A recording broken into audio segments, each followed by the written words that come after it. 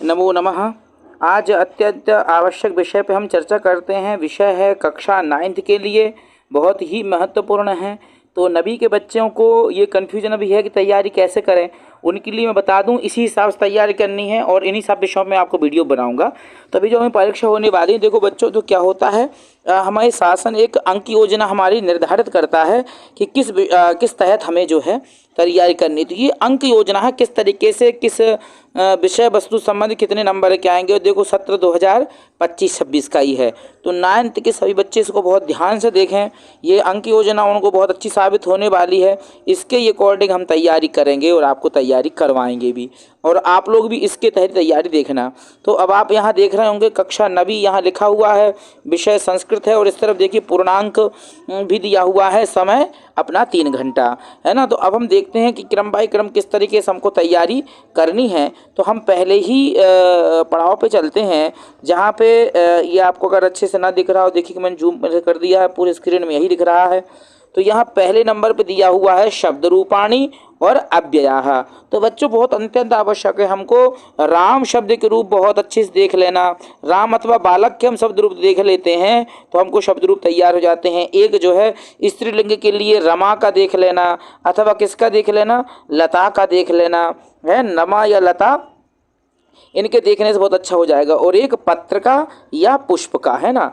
तो नपुंसक लिंग के लिए पत्र हमने देख लिया, हमने पुष्प का देख लिया, या हमने फल का देख लिया, है ना। इन सब पे मेरी वीडियो भी बनी हुई हैं, वो भी आपको चैनल पे मिल जाएंगी, लेकिन हमें तैयार इस तरीके से करनी है। तो कितने नंबर का है यहाँ पे शब्द रूप, यहाँ देखिए दिखा हुआ है 4 नंबर के शब्द रूप है, यहाँ धातु रूप पूछ जाएंगे।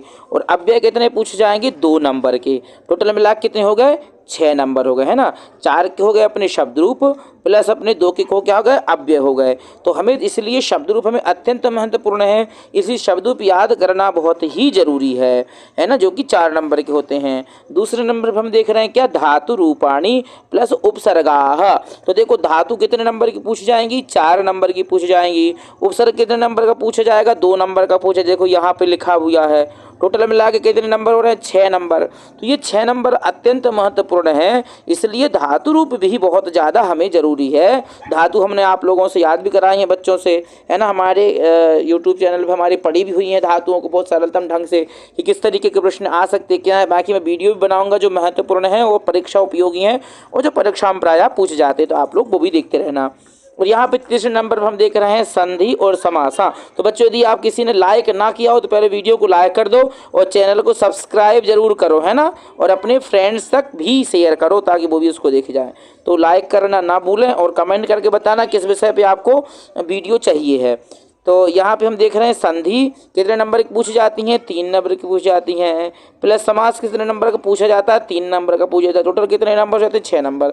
तो संधि से 3 प्रश्न और समास से 3 प्रश्न, टोटल मिला के क्या हो जाते हैं, 6 नंबर हो जाते हैं।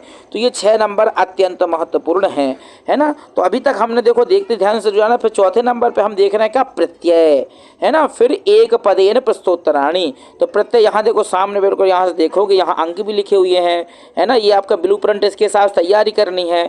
तो प्रत्यय कितने नंबर के दिए यहाँ पे, 3 नंबर के। एक पदेन उत्तर प्रश्नोत्तराणि कितने आएंगे, 3 नंबर के आएंगे।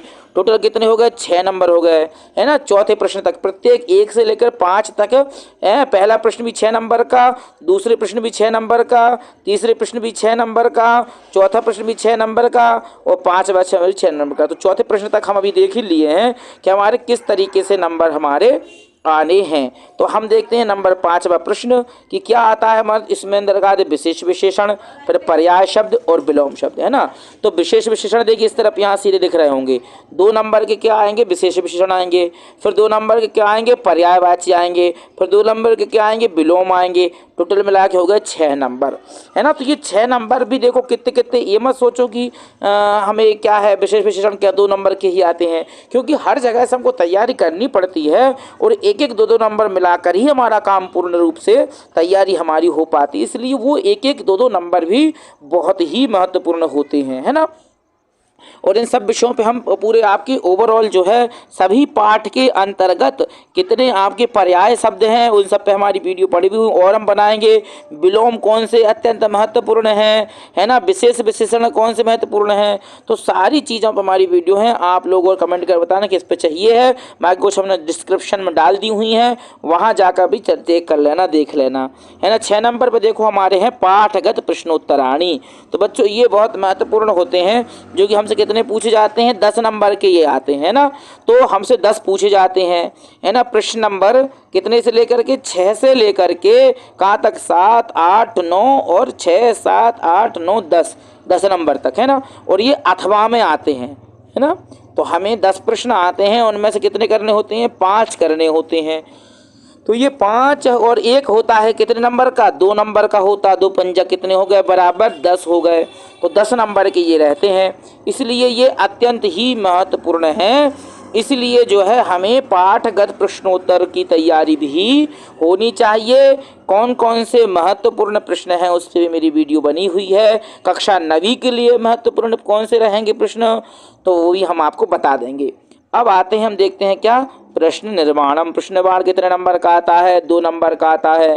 तो प्रश्न निर्माण के हमारे पास हमने ट्रिक के माध्यम से बताया हुआ है, तो ट्रिक के माध्यम से हमारे चैनल पर देख लेना। हम डिस्क्रिप्शन में भी डाल देंगे कि कैसे ट्रिक का उपयोग करके आप प्रश्न निर्माण कर सकते हैं। बच्चों अत्यंत महत्वपूर्ण है, क्योंकि 2 नंबर का है और बूंद बूंद से घड़ा भरता है। इसलिए ये मत सोचना आप कि हम तैयारी नहीं करेंगे, क्योंकि तैयारी करने से होती है। यदि आप ठान लेंगे, यदि आप तैयारी करेंगे, तो आप बहुत अच्छे नंबर लेके आएंगे। और अच्छा लाभ क्या होगा इसका, कि कक्षा 10वीं में आपको बहुत सहूलियत हो जाएगी, क्योंकि 10 का कक्षा और 9वीं का ब्लूप्रिंट बिल्कुल मिला जुला ही है, तैयारी में मिली जुली ही है ना। तो इसलिए हमें व्याकरण तो पूरी हमारी सेम ही रहती है। अब नंबर 8 पे देख रहे हैं, कहा कम प्रति कथयति। कितने नंबर का है, 2 नंबर का आता है। कहा कम प्रति क्या रहता है, कि किसने किससे कहा, है ना। इसमें आ जाएगा किसने किससे कहा। तो इसमें क्या होता है, पाठ की कुछ लाइन दे देते रहते हैं और आपसे पूछते रहते हैं कि ये लाइन किसने कही है, किससे कही है। तो हमको बताना होगा कि कौन कह रहा है और वो किससे कह रहा है। तो कहा कम प्रति कथयति के कुछ महत्वपूर्ण हैं, हम वो आपको दे देंगे उस वीडियो बना करके। उसके हिसाब से आप तैयारी कर लेना। बिल्कुल भी कठिन नहीं है, लेकिन ज़रूर करना, क्योंकि ये 2 नंबर का आता है। कहा कम प्रति कथयति 2 नंबर का आता है। अब हम देख रहे हैं क्या, 10वें नंबर पर देखिए, इस श्लोक कंठस्थीकरणम स्व पाठ्य पुस्तकात। ये नहीं कि आप वहाँ जा कर के लिखा है तुम्हें माता च पिता तमेव गुरुर् ब्रह्मा गुरुर्विष्णु, ऐसा नहीं है। वो दे रहे हैं स्व पाठ्य पुस्तकात, अपने पाठ्य पुस्तक से आपको 2 श्लोक याद करना है। तो अब आप एक बात बताइए, यदि आप एक पाठ्य पुस्तक से कुछ श्लोक याद कर लेंगे, और बच्चों ये जरूर ध्यान देना कि आपके जो प्रश्न पत्र में हैं, है ना, जो प्रश्न पत्र में दिए हुए हैं, उन प्रश्न पत्र के श्लोकों को आप छोड़ दीजिएगा, वो नहीं करना है। वो आप लिखेंगे तो नंबर नहीं मिलेंगे। उसमें आता है कि प्रश्न पत्रे समागतान श्लोकान विहाय। विहाय मतलब छोड़कर, आपके प्रश्न पत्र में जो श्लोक आए उनको छोड़कर कोई भी आप एक श्लोक लिखेंगे तो 2 नंबर आपको मिल जाएंगे, एक केवल और केवल एक आपका श्लोक लिखने से। तो आप एक श्लोक जरूर अच्छे से याद कर लीजिएगा। मैंने एक शॉर्ट वीडियो बनाया हुआ है, जिसकी मैं डिस्क्रिप्शन में लिंक भी डाल दे रहा हूं, जिसमें मैं बोल रहा हूं, पीछे आपसे बुलवा रहा हूं। तो आपके श्लोक भी, श्लोक कंठस्थीकरण हमने बहुत अच्छे से कराया है। उस वीडियो को देख करके आप साथ साथ में बोल करके श्लोक तैयार कर लेंगे। तीसरे 11वें नंबर पर देखते हैं, अशुद्धि कारक संशोधनम। अशुद्ध कारक संशोधन, तो इस पर भी हमारी बहुत अच्छी वीडियो है, हम तैयारी करा देंगे। ये भी कितने नंबर का आता है, 2 नंबर का आता है अशुद्धि कारक संशोधन। तो बच्चों ये भी आप बहुत ज़रूर ध्यान से देखिएगा, क्योंकि अशुद्ध कारक संशोधन हम करना बहुत ज़रूरी है, बहुत आवश्यक है, और हमको ये करना ही चाहिए, है ना। तो हम इसमें बता देंगे किस किस तरीके से पूछ सकते हैं, किस किस तरीके से इसके प्रश्न आते हैं, कौन से महत्वपूर्ण प्रश्न है, सब सारी चीज़ें हम आपको बता देंगे। अब आता है 12वें नंबर, लिखा है पाठगत रिक्त स्थान पूर्ति ही। ये कितने नंबर का आता है, इसमें 4 दिए रहते हैं। करने कितने पड़ते हैं, मतलब 2 नंबर के होते हैं, आते हैं 4, आधे का 1 होता है ना। तो चारों ही अनिवार्य होते हैं। अगर ये उन्होंने एक्स्ट्रा दे दिया, 5 दे दी, 6 दे दी, तो इसमें 4 कर लीजिए। तो आधे नंबर के 1 होता है और 2 नंबर का पूछा जाता है। करने होते हैं 4, देखिए यहाँ भी लिखा हुआ है। तो ये बहुत आवश्यक है। तो इसलिए हमें यहाँ पर पाठगत, जो पाठ में हमारे रिक्त स्थान दिए हुए होते हैं, उन पाठगत रिक्त स्थानों को ये पूछते हैं यहाँ पर। तो हमें पाठगत रिक्त स्थानों की तैयारी भी उसी हिसाब से करनी होगी। इसके बाद में आता है 13वें नंबर पर कथाक्रम संयोजनम। तो कथाक्रम संयोजन भी हम देखते हैं कितनी लाइन है, 4 लाइन वो दे देते हैं। कथाक्रम संयोजन क्या है बच्चों, ध्यान समझना। वो आपको 1 लाइन, 2 लाइन, 3 लाइन, 4 लाइन पाठ की दे देंगे और इनमें से दे देंगे सही क्रम से जमाओ। हो सकता है उन्होंने गलत दे दी, जो पहले जमी चौथे पे लिख दी, यहाँ दूसरी लिख दी, यहाँ पहली लिख दी, यहाँ तीसरी लिख दी। तो अब आपको पढ़ करके इनको देखना है कि इनमें पहली लाइन कौन सी है, दूसरी लाइन कौन सी है, तीसरी लाइन कौन सी।